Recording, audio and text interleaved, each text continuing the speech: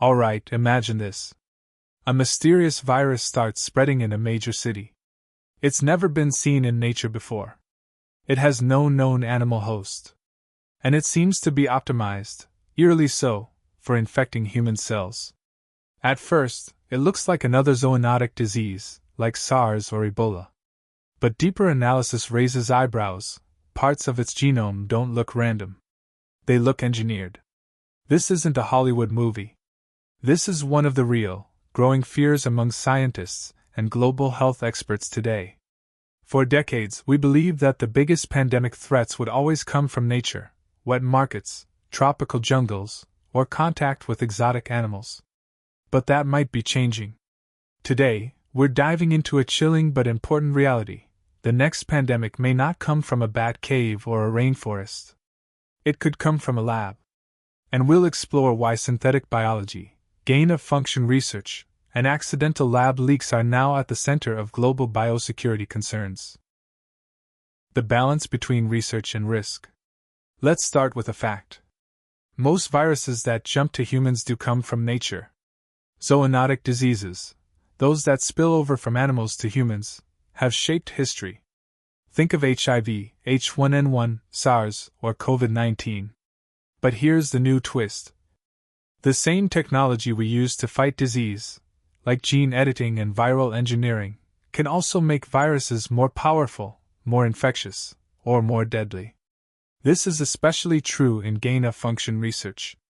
That's when scientists deliberately enhance a virus in the lab to study how it might evolve, how it could become more transmissible, evade vaccines, or jump to humans. The idea is to get ahead of the threat. If we understand what's possible, we can prepare. But the danger? If one of those lab-modified viruses leaks out, whether by accident or sabotage, we could be facing a pandemic of our own making. The lab leak debate, a wake-up call.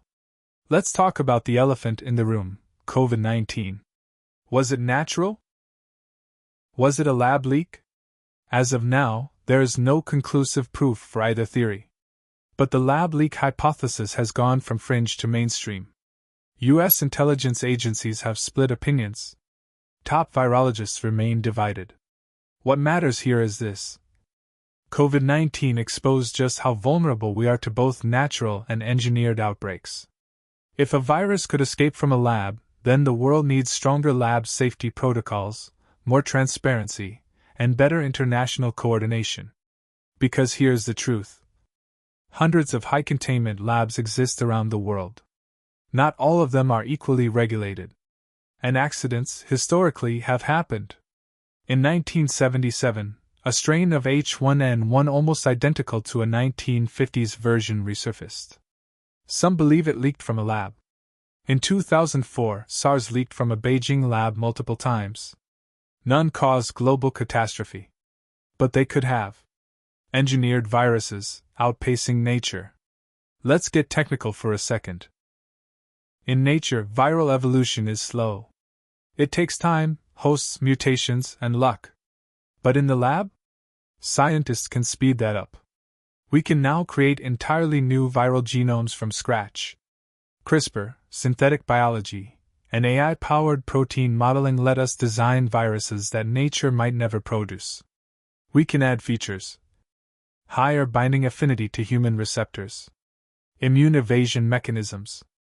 Airborne transmission traits. All of this is done for research purposes, to build treatments, vaccines, and defenses. But the power is real. And like any powerful tool, it carries risk. The dark side, bioweapons and DIY biology.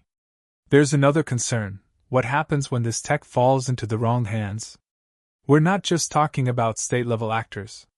The rise of biohacking and citizen science means that advanced tools are becoming cheaper, smaller, and easier to use. A determined individual with enough knowledge could theoretically engineer a harmful virus. Governments are worried. Biosecurity experts are calling for action. And the US and other countries are now rethinking how they regulate dual-use research. It's not just about preventing accidents. It's about preventing intentional misuse. The global biosecurity blind spots. Here's the scariest part. We don't have a consistent global system for overseeing this research. Different countries have different standards. Labs self-report. There's no centralized watchdog. Whistleblowers face political pressure.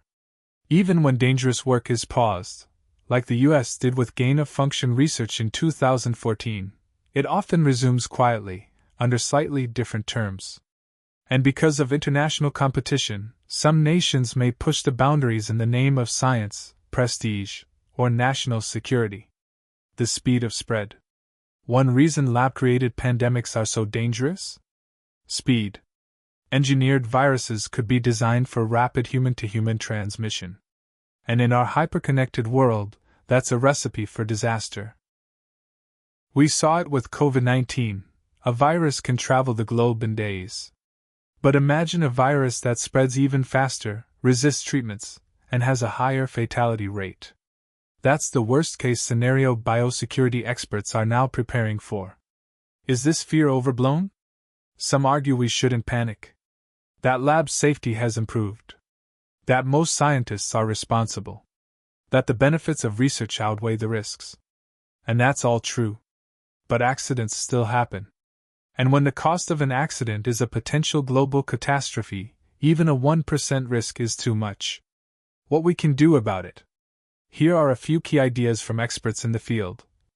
Global oversight. Create international standards and watchdog agencies to oversee high-risk research. Transparency. Require labs to publicly register work involving dangerous pathogens. Education.